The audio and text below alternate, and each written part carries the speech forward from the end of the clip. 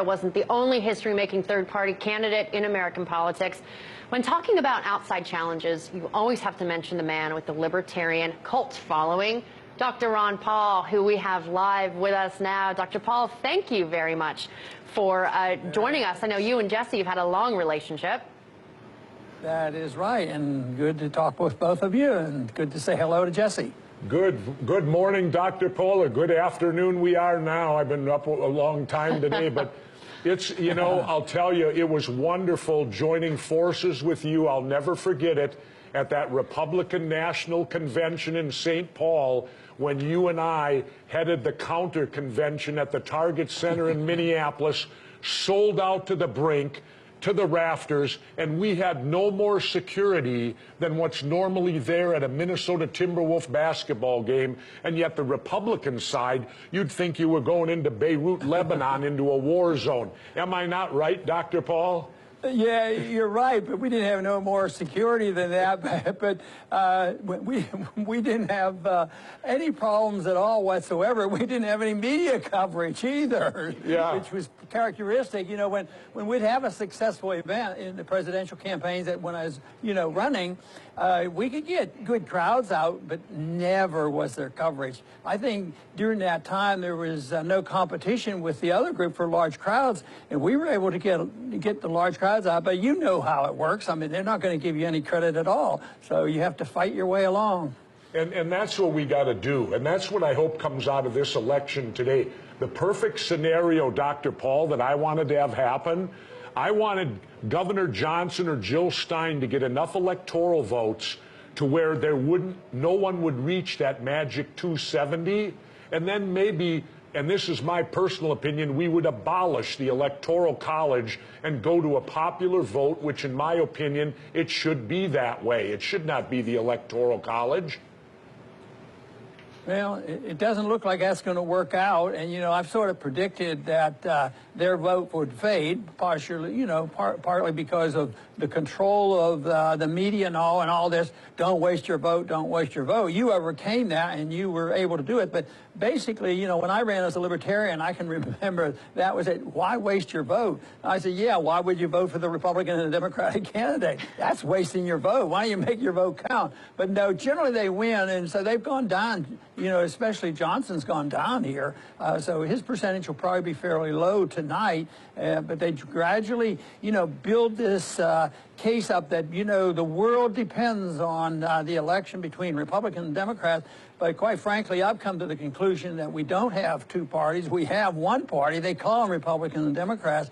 But how many campaigns have we seen where there has been a significant change, you know, when it goes from Republican to Democrat? It seems like they end up doing the same thing no matter what they say in the campaign. Dr. Paul, do you see any hope at all in the future for a third entity, a third person getting involved in the debates, or is it a lost cause? Well, I don't see our problem as a lost cause, but I don't predict that. You all know this will wake people up and they'll demand democracy in America. You know, I've said so often that we go overseas, we spend a lot of money, send troops over, kill a lot of people, Americans get killed, and we make them have elections like America, act like good Americans. Then they have the elections and we don't like them, and then we have to overthrow the next guy. So I don't wait on changing it. I don't think it's going to happen. I have sort of shifted my emphasis. I never was much into this politics stuff because I think the ideology of a country is the most important thing. Like, for instance, today we have one party. Both Republican and Democrats endorse Keynesianism and inflationism, the Federal Reserve and the IRS, and all these instruments of big government, where I think that if you have a true revolution of ideas, you should be able to infiltrate all the parties. So yes, I'll do anything I can to help alternative parties and independents and libertarians, and I've even thrown out some encouragement to the Green Party because we should work together to get a more democratic process. But I don't think it's likely to happen. So I think I'd like to work real hard on changing people's minds. That's why I've stuck in the education business. I have a homeschooling program. I'd like to educate young people because I don't think this election is going to make any difference, quite frankly. I've watched these too often, and most of the time we end up with the same type of problems we've had. A change, it's always a change. You vote for me and we'll have a change, but I've been waiting for that change, for 30, 40 years, and I never see it. I haven't either, and I agree with Dr. Paul completely. If you elect a Democrat or Republican, it's just the same government you're going to get. And why? Because both of them are bought and sold by the same corporate entities. I always like to tell people, go to the two conventions, and you'll see the same lobbyists paying off both sides. It's the equivalent if you bet on the Super Bowl. Well, if you bet on both teams, you're not going to lose, are you, Lindsay? Well, no, and in 2012, Dr. Paul, you had a massive upset with, being disqualified for lack of support, and it enraged people. Oh, yeah, this, I mean, what they did to us at the convention, actually it backfired on them because it actually hurt the party this time, but they changed the rules in the middle of the game so that I wouldn't even, it wasn't like I was about to take over the convention and be the nominee. But, we did win several states. We qualified. We should have been the nominee and should have had a speech. But, no, they changed the rules in the middle of the game, which came back to haunt the party this time. But that's characteristic, whether it's in the political organization or government. They just changed the rules. I mean, look how our current president has changed the rules. Congress won't do this or that. Well, I'll write an executive order. So our system, both in the electoral process as well as the governing process, our government is totally out of control. And that's why I see significant changes coming despite what the immediate results will be of the election. Because this is not a viable system we have. It's either going to really deteriorate or we're going to wake up and take advantage of this because people are sick and tired of it. They don't believe the government anymore. Jesse, can you believe they don't even believe the government reports on Kennedy assassinations and 9/11 assassinations? People have gone distrustful. And I think this is very healthy.